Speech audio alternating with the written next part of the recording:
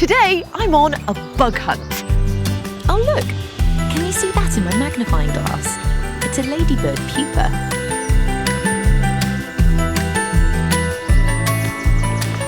I've got something already. Can you guess what it is? They've got 8 legs and they have a special talent for making webs. Did you guess? That's right, spiders. Do you know how a spider makes a web? How does a spider web work? Let's find out. How does it work? Spiderweb. The spiders build webs from a material they make inside their bodies called silk. But spiders don't just use silk to make webs. They use it for lots of things, like climbing to get places, wrapping up their eggs to keep them safe, and trapping insects, like flies. This is Warren, and Warren's a spider expert. He's got some different spiders, and they all make different types of web. This is a jumping spider. And they're called jumping spiders because they jump. And they build webs like little tents over themselves that shelter them from the rain.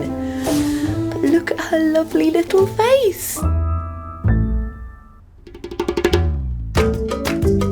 Now this is a Chilean rose tarantula, and her name's Rosie. Oh, she's very soft and tickly. We don't have tarantulas in the UK. Warren keeps Rosie as a pet. They build nests in burrows underground, and they use their spider silk to make them all cosy inside. And here we have a garden spider. And they make these brilliant round-shaped webs. We call them orb webs, and they use them to catch flying insects. To find out how a garden spider spins an orb web, I think we should take a closer look. Inside the spider's body is a gland that makes liquid silk.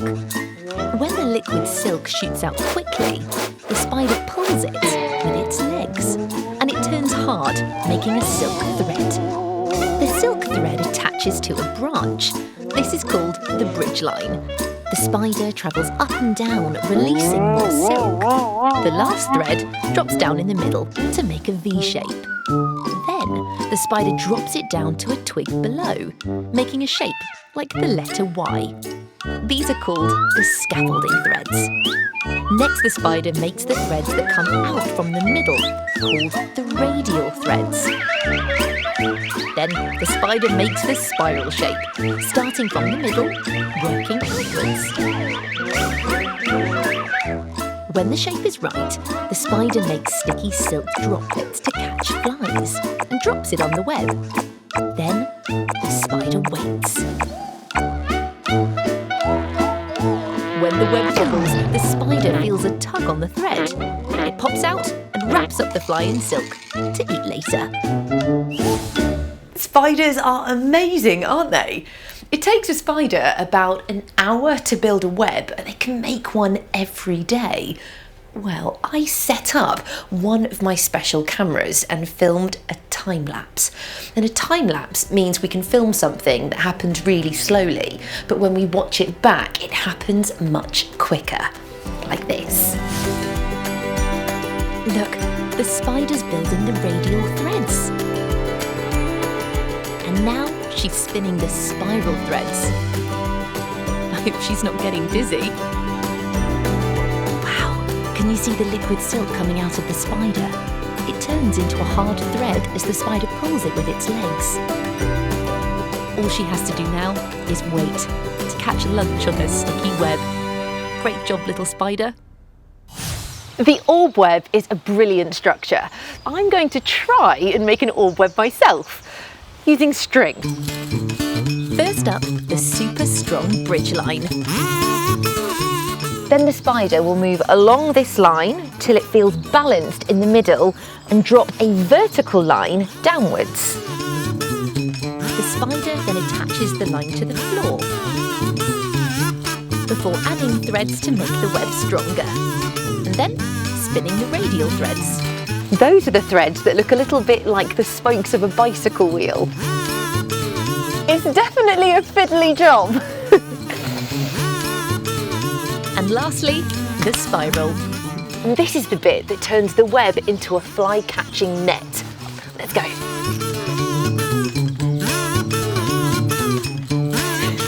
It looks great, doesn't it? So clever. I loved meeting lots of different spiders and finding out how spider webs work. What was your favourite bit?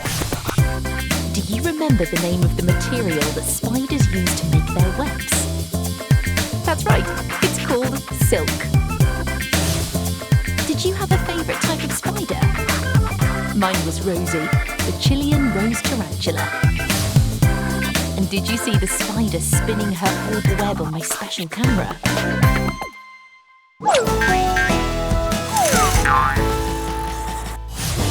It's really fun to hunt for bugs and spiders in the garden, but I also like to water the plants, and for that, I use a watering can. Watering cans have a great shape, don't they? They have a handle and a spout. Tip me up and pour me out. But do you know how a watering can's made? Let's find out. How is it made? Watering can. To find out how watering cans are made, I've come to a watering can factory. Watering cans start out as a big flat sheet of metal called galvanised steel.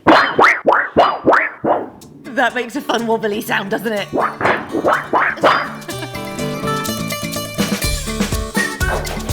The first job is to cut the big sheet of metal into the right size pieces to make our can, and it goes through a machine called a guillotine. Chomp! And the pieces it cuts out are called blanks. There we are. Look at all the different shapes. This piece is a circle, and this bit looks like it could be a mask. But how do all these flat pieces of metal come together to make a watering can like this? Oh yeah! Now, what part of the watering can do you think the mask-shaped piece is going to make? The top part. It's called the neck. First, the metal is pressed and bent around 2 blocks into an oval shape. The oval-shaped piece fits into the oval-shaped hole, but still loose. So a hand press presses the 2 pieces together. So we've got the top part of our watering can, but what else do we need? That's right, we need a handle. The handle is made on this clever machine called a power press. 1, 2, 3. Then it's bent into shape. So we have a handle, but what else do we need? That's right, a spout. Vicky makes the spout by bending a piece of flat metal into a tube. We have a spout, but it's too straight. It needs bending.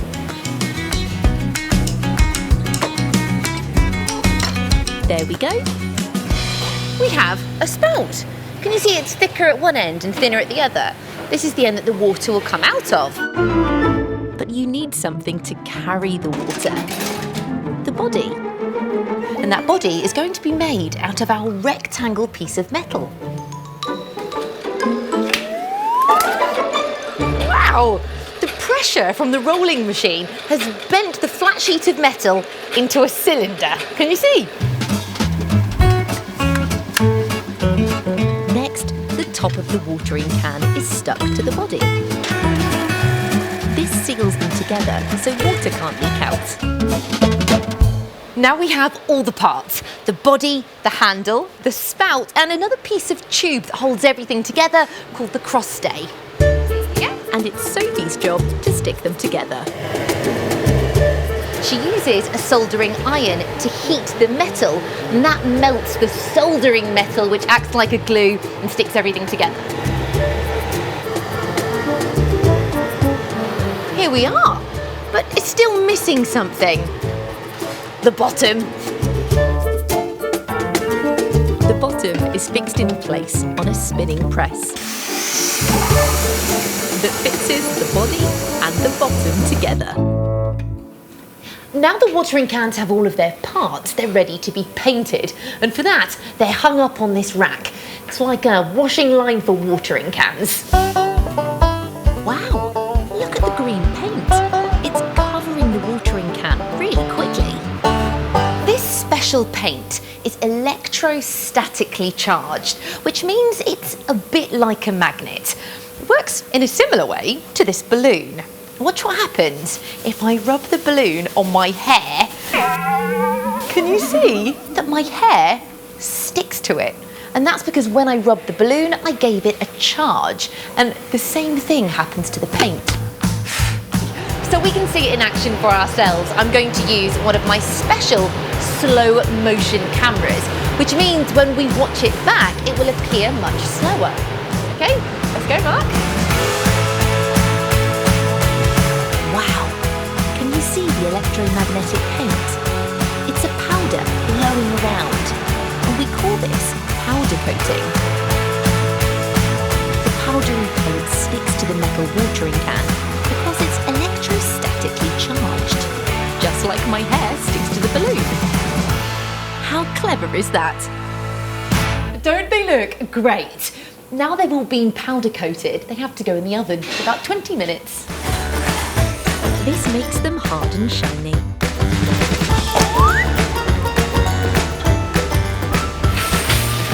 These look fantastic. They just need one last finishing touch. This part is called the rose. It goes on the end of the spout and it has lots of holes in it. So when the water comes out, it looks like it's raining. There we go, ready to water some plants. What did you like most about seeing how watering cans are made? Do you remember the name of the top of the watering can? That's right, it's the neck. Did you hear the sound the wobbly metal made? And did you see the electromagnetic paint stick to the watering can with a special camera?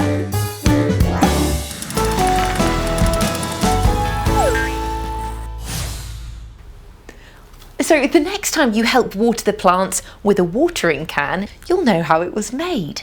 And if you see a spider, you'll know how it uses silk to spin a web. I'll see you next time.